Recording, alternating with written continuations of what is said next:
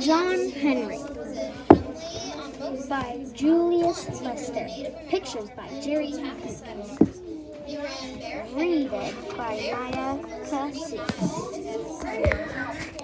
You have probably never heard of John Henry, or maybe you've heard about him but don't know the ins and outs of his comings and goings.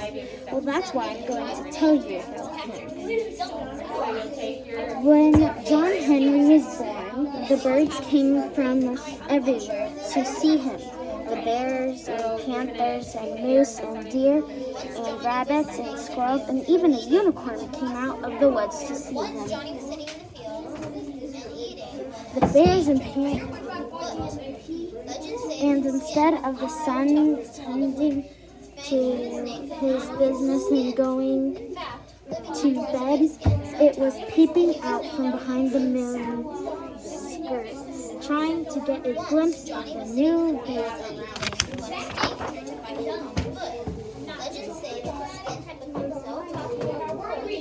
Before long, Mama and Papa come out on the porch to show off their brand new baby.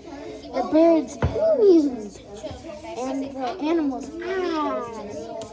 at how handsome the baby was.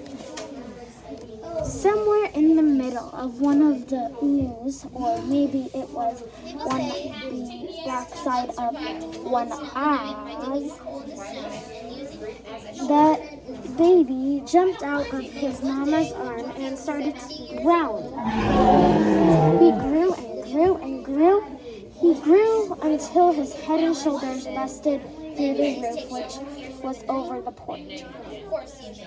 John Henry thought that was the loudest, funniest thing in the world. He laughed so loud the sun got scared. He scurried from behind the moon's skirts and went to bed, which is where it should have been all the while.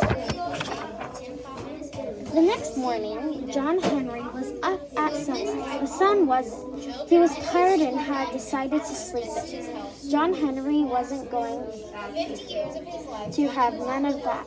He hollered up to the sky, "Get up from there. I got things to do, and I need light to do anything." The sun yawned, washed his face, flossed and brushed his teeth, and hurried up over the horizon. That day, John Henry helped his papa rebuild the porch he had busted through.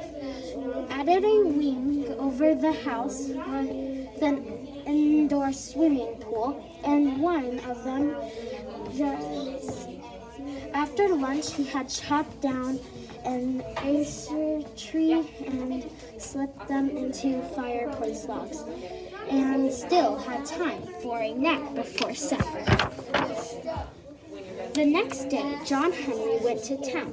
He met up with the meanest man in the state, Ferret-Faced Freddy, sitting on his big white horse. You know what he was doing? He was thinking of mean things to do. Ferret-Faced Freddy was so mean, he'd cried if he had a nice thought. John Henry said, "Freddy, I'll make you a bet. Let's have a race. You on your horse, me on my legs.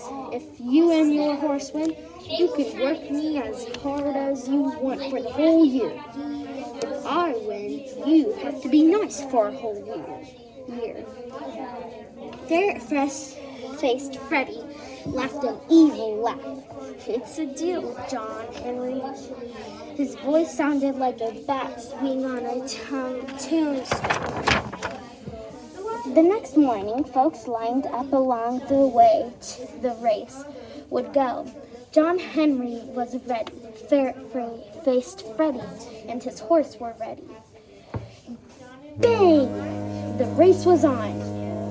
My great-granddaddy's brother's cousin's sister-in-law's uncle aunt was there that morning. She said everybody saw Ferret-Faced Freddy ride on his big white horse, and they were moving. Didn't nobody see John Henry.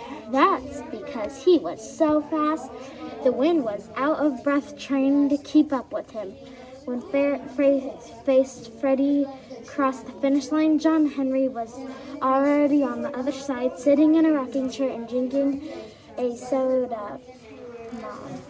After that, ferret-faced Freddie was so nice, everyone called him Frederick the Friendly.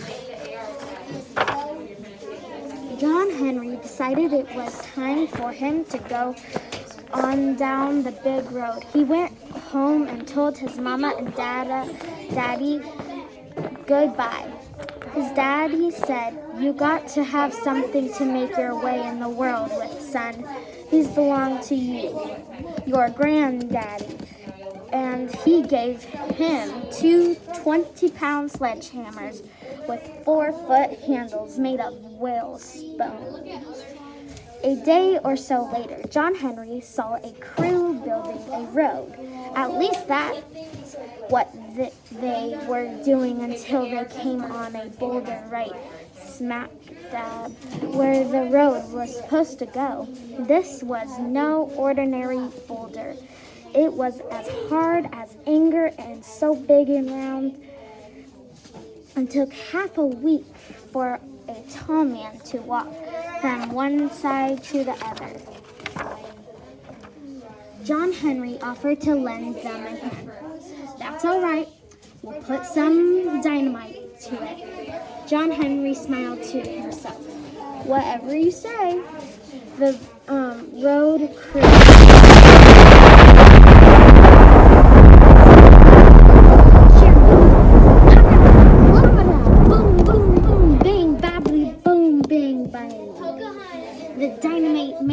so much racket. The Altamite looked over the parapets of heaven and hollered, "It's getting too noisy down there." The dynamite kicked up so much dirt and dust, it got dark. The moon thought night had caught her napping as she hurried out so fast she almost bumped into the sun, who was still climbing the steep hill towards noontime.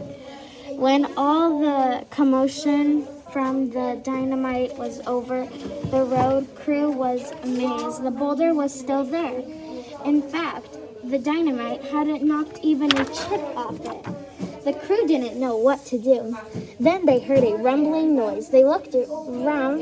It was John Henry laughing. He said, "If you gentlemen would give me a little room, I've got some work to do." "Don't see how you can do what dynamite couldn't," said the boss of the crew. John Henry chuckled. "Just watch me." He swung one of his hammers round and round his head. It made such a wind that leaves blew off trees and birds fell out of the sky. Ring! The hammer hit the boulder. The boulder shivered like you do on a cold winter morning when it looks like the school bus is never going to come. The boulder shivered like the morning when freedom came to the slaves. John Henry picked up his other hammer. He swung one hammer in circles over his head. As soon as it hit the rock, ring! The hammer in his left hand started to make a circle, and ring! Soon the ring of one hammer followed the ring of the other one so closely it sounded like they were falling at the same time. Ring, ring, ring, ring. Chips and dust were flying from the boulder so fast that John Henry vanished from sight. But you could still hear his hammers ring, ring. The air seemed to be dancing to the rhythm of his hammers. The boss of the road crew looked up. His mouth dropped open. He pointed into the sky. There in the air above the boulder was a rainbow. John Henry was swinging the hammer so fast he made a rainbow around his shoulder. It was shining and shimmering in the dust and good like hope. that never dies. John Henry started singing. I got a rainbow, ring, ring, tied around my shoulder, ring. It ain't gonna rain, no it ain't gonna rain, ring, ring. John Henry sang and he hammered and the air danced and the rainbow shimmered and the earth shook and rolled from the blows of the hammer. Finally, it was quiet. Slowly, the dust cleared. Folks could not believe their eyes. The boulder was gone. In its place was the prettiest and straightest road they had ever seen. Not only had John Henry pulverized the boulder into pebbles, he had finished building the road. In the distance, where the new road connected to the main one, the road crew saw John Henry waving goodbye, a hammer on his shoulder, a rainbow draped around him like love. John Henry went on his way. He had heard that any man good with a hammer could find work building the Chesapeake and Ohio Railroad through West Virginia. That was where he had been going when he had stopped to build the road. The next day, John Henry arrived at the railroad. However, work had stopped. The railroad tracks had to go through a mountain, and such a mountain. Not next to it, even John Henry felt small. But a worker told John Henry about a new machine they were going to use to the tunnel through the mountain. It was called a steam drill. It can hammer faster and harder than 10 men, and it never has to stop and rest. The next day, the boss arrived with the steam drill. John Henry said to him, "Let's have a contest. Your steam drill against me and my hammers." The man laughed. "I've heard you're the best there ever was, John Henry, but you can't out-hammer a machine. Let's find out," John Henry answered. Boss shrugged. "Don't make me know, never mind. You start on the other side of the mountain. I'll start the steam drill over here. Whoever gets to the middle first is the winner." The next morning, all was still. The birds weren't singing and the roosters weren't crowing. When the son didn't hear the roosters, he wondered if something was wrong. So he rose a couple of minutes early to see. What he saw was a mountain as big as hurt feelings. On one side was a big machine hooked up to a horse. Hoses. It was bleaching smoke and steam. As the machine attacked the mountain, rocks and dirt and underbrush flew into the air. On the other side was John Henry next to the mountain. He didn't look much bigger than a wish that wasn't going to come true. He had a 20-pound hammer in each hand and the muscles hard as wisdom in each arm. As he swung them through the air, they shone like silver, and when the hammers hit the rock, they rang like gold. Before long, tongues of fire leaped out with each blow. On the other side, the boss of the steam drill felt the mountain shoulder. He got scared and hollered, "I believe this mountain is caving in." From the darkness inside the mountain came a deep voice. "It's just my hammers sucking the wind, just my hammer sucking wind." There wasn't enough room inside the tunnel for the rainbow, so it wrapped itself around the mountain on the side where John Henry was. All through the night, John Henry and the steam drill went at it.